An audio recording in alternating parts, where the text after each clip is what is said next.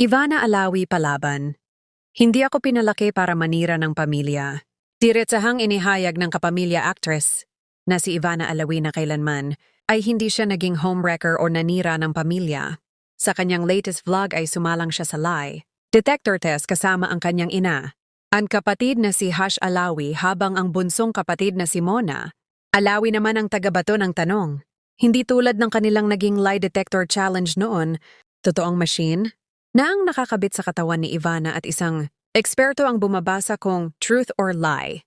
Banik suot niyo sa bawat tong. Chaksa sa mga tanong sa kanya ni Mona ay, ikaw ba ay nanira ng pamilya? No. Walang kaabog-abog na sagot ni Ivana.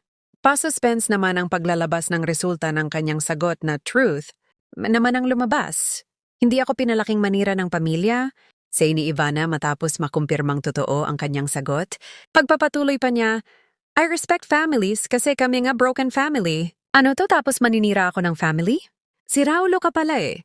Nabanggit rin ni Ivana na isa siyang private person sa kabila ng kanyang pagiging sikat na personalidad. I don't really show everything. I keep some stuff private, sabi ng actress.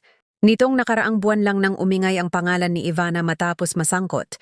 Ang pangalan sa ipinasang complaint affidavit ni Dominic Nikki Benitez sa isinampa niyang reklamong sa pag-violate ng kanyang asawang si Kong Albi Benitez sa Republic Act No. 9262 o Anti-Violence Against Women and Their Children Act of 2004.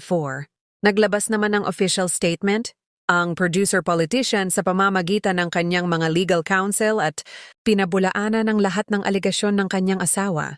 Samantala, patuloy pa rin ang pananahimik ni Ivana tungkol sa issue. At wala pang inilalabas na pahayag ukol sa pagkakaugnay ng kanyang pangalan sa naturang reklamo. Matatanda ang bago pa ito? Na-link na si Ivana kay Kong Albi matapos silang maispatang magkasama sa airport. Ngunit dininay naman ng actress ito at sinabing hindi siya ang girlfriend at isa lang ang kongresista sa mga politikong nakatrabaho at naging kaibigan niya.